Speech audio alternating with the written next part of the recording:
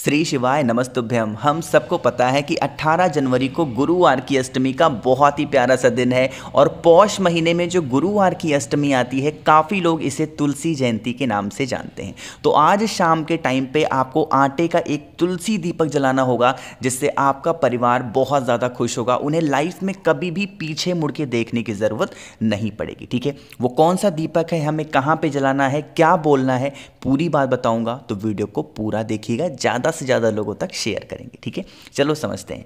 तो यहाँ पे सबसे पहले बता दूं कि अगर इस उपाय को आप करोगे तो आपकी फैमिली में कभी कोई इंसान उदास नहीं होगा। उसके लिए क्या करना है, आपको एक आटे का दीपक लेना है। ठीक है, यहाँ पे जानबूझ करके मैंने बहुत सारे दीपक दिखा रखे हैं ताकि आप कहीं से कंफ्यूज ना हो कि भैया कौन सा बनाए। कोई सा भी बना सकते हो, किसी भी टाइप का। ठीक है, लेकिन बनाना है आटे का दीपक। अब इस आटे के दीपक को जलाओगे कहाँ पे, जब हम अपने घर के अंदर घुसते हैं तो घुसते ही जो राइट साइड होता है उसी राइट साइड में आपको उस एक दीपक को रखना होगा। उसके अंदर क्या डालोगे, आपको डालना होगा घी। ठीक है, घी डालोगे और यहाँ घी होना चाहिए गौ माता का। ठीक है, घी तो आपने डाल दिया। बत्ती कौन सी लगाओगे, गोल बत्ती या लंबी बत्ती, तो आपको लगानी होगी गोल बत्ती का दिया। ठीक है, लगा दिया, जलाना नहीं अभी। इसको उठाएंगे और लेके चले जाएंगे अपने गेट के पास में रख देना। और इस बत्ती को जब जलाओगे तो यहाँ पे भगवान हरि का ध्यान करोगे। कब जलाओगे, भगवान हरि का ध्यान करेंगे शाम के टाइम पे प्रदोष काल में। अभी वीडियो खत्म नहीं हुई, दीपक को जला देना। दीपक को जलाने के बाद में अपनी कामना, अपनी प्रार्थना कह देना। ठीक है, जो भी इंसान आपके घर में परेशान है बहुत दिनों से, बहुत ज़्यादा आप झेल चुके हो उसके पीछे, है ना, बहुत ज़्यादा अब हार मान गए हो, उस इंसान का नाम और गोत्र बोल करके इसी दीपक के अंदर अनाज का 1 से 2 दाना डाल देना। कोई भी अनाज प्रेजेंट टाइम में आप पे घर में हो उसका 1 से 2 दाना डाल देना। कभी आपकी फैमिली में इंसान परेशान नहीं होगा। धीरे धीरे करके उसकी जितनी भी समस्याएं होंगी वो सारी खत्म हो जाएंगी। ठीक है, करिएगा ज़रूर सभी लोग इस प्यारे से उपाय को। ठीक है, तो पहले उपाय की बात हमने कर ली है। आगे बढ़ते हैं इस वीडियो में तुलसी जयंती यानी गुरुवार अष्टमी के दूसरे सबसे प्यारे उपाय की। आप कहोगे भैया इस उपाय को हम करेंगे तो हमारी इच्छा बहुत जल्दी पूरी हो जाएगी क्या? ये एक अलग तरीके का उपाय है क्योंकि इसमें कुछ उपाय करना नहीं है, सिर्फ आपको चंदन लगाना। अब चंदन जानबूझ करके मैंने ऐसा दिखाया है ताकि आप कंफ्यूज ना हो। मेरे कहने का मतलब है, काफ़ी लोगों ने मुझे मैसेज किया भैया हमारे घर में अष्टगंध है, तो आप अष्टगंध ले सकते हो, कोई इशू नहीं है, कोई दिक्कत नहीं है। कोई सा भी पीला चंदन लेना। ठीक है, और उसके बाद में लेके चले जाओ महादेव के शिवलिंग के पास में। जो भी पूजन पाठ आपको करनी हो, जो कुछ भी आपको चढ़ाना हो महादेव को, सब कुछ चढ़ा दो। ठीक है, चढ़ाने के बाद में, जल वगैरह चढ़ाने के बाद में, जब आप अपने घर पे आने लगे, वापस आने लगे, तो वापस आने से पहले आपको त्रिपुंड बनाना है। त्रिपुंड हमेशा 3 उंगलियों से बनती है। ये जो सबसे छोटी वाली उंगली होती है इसका इस्तेमाल नहीं होता, सिर्फ ये फ्रंट की जो 3 उंगलियां होती हैं इनका इस्तेमाल करते हैं त्रिपुंड बनाने में। ठीक है, इसको क्या करोगे, इसका जो पीला चंदन है उसका पेस्ट बनाना और पेस्ट बना करके महादेव के शिवलिंग के ऊपर त्रिपुंड बनाना। जब त्रिपुंड बना रहे हो तो यहां पे अपनी कामना के लिए कुंदकेश्वर महादेव का नाम लेंगे।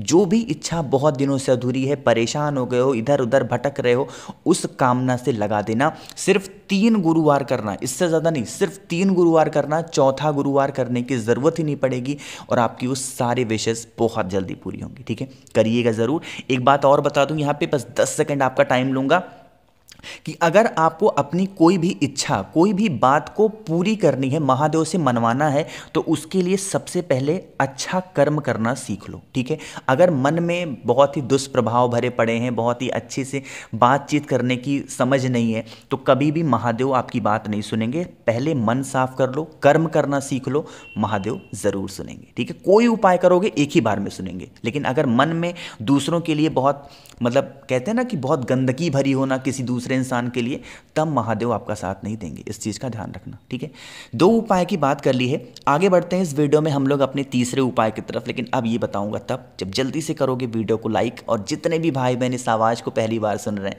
चैनल को जरूर सब्सक्राइब करिएगा। ठीक है, चलो अब बात करते हैं इस तीसरे उपाय की। तीसरे उपाय के दो फायदे हैं। सबसे पहला फायदा तो ये है कि इस उपाय को करोगे तो आपकी इच्छा तो पूरी होगी होगी, साथ ही साथ इस उपाय को करने से आपकी कितनी भी पुरानी बीमारी हो या फिर कोई इंसान आप पे घर में क्रोध करता है, ये दोनों चीज़ें खत्म हो जाएंगी। ठीक है, करिएगा ज़रूर। तो यहाँ पे आपको लेना होगा इस तरीके से काला तिल। कहोगे भैया गुरुवार का दिन है, काले तिल का क्या इस्तेमाल है, अभी समझाता हूँ। तो काला तिल पहले ले लो, 1 से 2 चुटकी ले लिया।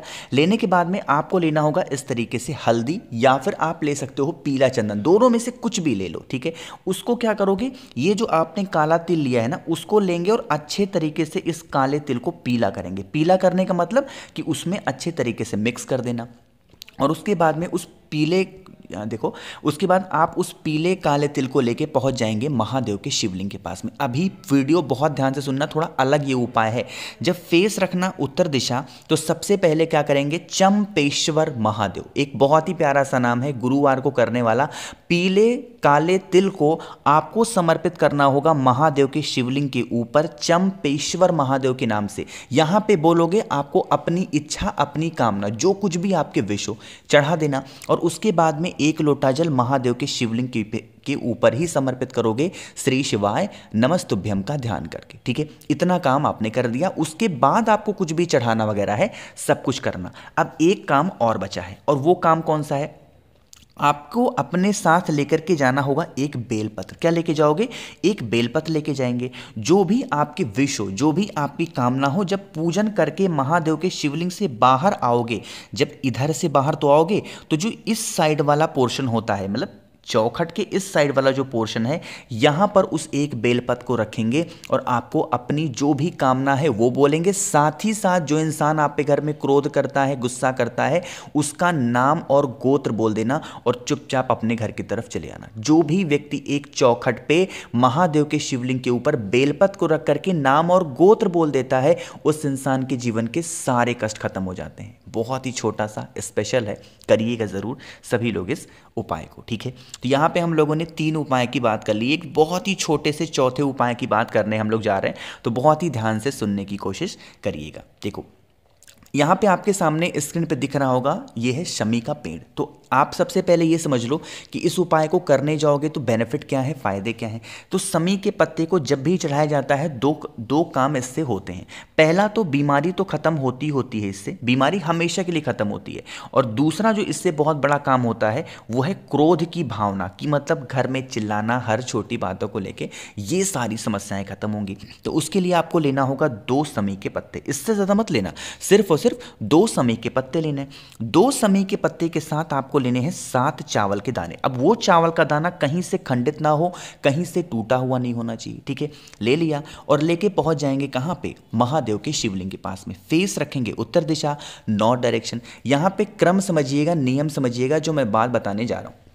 देखो, आपको क्या करना है, जो 2 शमी के पत्ते हैं ना, उनको एक साथ आपको समर्पित करना है माता अशोक सुंदरी के स्थान पे, कहीं और नहीं चढ़ाना। सिर्फ माता अशोक सुंदरी के स्थान पे उन 2 शमी पत्र को समर्पित करेंगे, और उन्हीं दोनों शमी पत्र के ऊपर जो 7 चावल के दाने आपने लिए हैं, जो इंसान बीमार है, जो इंसान क्रोध करता है, गुस्सा करता है, उसका नाम और गोत्र बोल करके उन्हीं शमी पत्तों के ऊपर उन 7 चावल के दानों को रख देना। ठीक है, हाथ जोड़ना, विनती करना, महादेव हम लोग बहुत परेशान हैं, हमारी ये कामना है, ये इंसान बीमार रहता है, ये इंसान क्रोध करता है, गुस्सा करता है, आप इसे सतमार्ग पे ले आए, आप इसे सही दिशा में ले आए, प्रार्थना कर लेना। फिर इन 7 चावल के दानों को उठाना, और उठाने के बाद में लेके चले जाना आप अपने घर पे। जब भी उस इंसान को कुछ खाने के लिए देना, 1 दाने चुपके से मिला करके उसमें दे देना। आप यकीन मानिए, उस इंसान का जो क्रोध होगा, जो गुस्सा होगा, धीरे धीरे करके खत्म होना स्टार्ट हो जाएगा। उन 7 चावल के दानों को एक ही दिन में मत दे देना, अलग अलग दिन पे 1-1 चावल के दानों को देंगे, क्योंकि वो माँ अशोक सुंदरी का प्रसाद है। उसको लेके जाओगे, फिर क्रोध की जो भी दिक्कतें होंगी वो तो सारी खत्म होंगी। एक छोटी सी बात आपको सिर्फ 10 सेकंड में बताऊंगा कि अगर मान लेते हैं कोई इंसान आप पे घर में बहुत क्रोध करता है, गुस्सा करता है ना, तो सबसे पहले आप उसके पीछे का रीज़न समझो, कारण समझा करो, ऐसे मत चिल्लाया करो। चाहे आप मेरी वीडियो पुरुष देख रहे हो या स्त्री देख रही हो, आप पहले उसके पीछे का कारण समझा करो कि आखिर ये इंसान गुस्सा कर क्यों रहा है, और उस रीज़न को सुलझाने की कोशिश करना, गुस्सा अपने आप शांत होगा। अगर जिस चीज़ से वो इंसान गुस्सा कर रहा है आप वही चीज़ बार बार करोगे तो वो और गुस्सा करेगा। तो इसलिए चीज़ों को थोड़ा सा सोच समझ के किया करिए।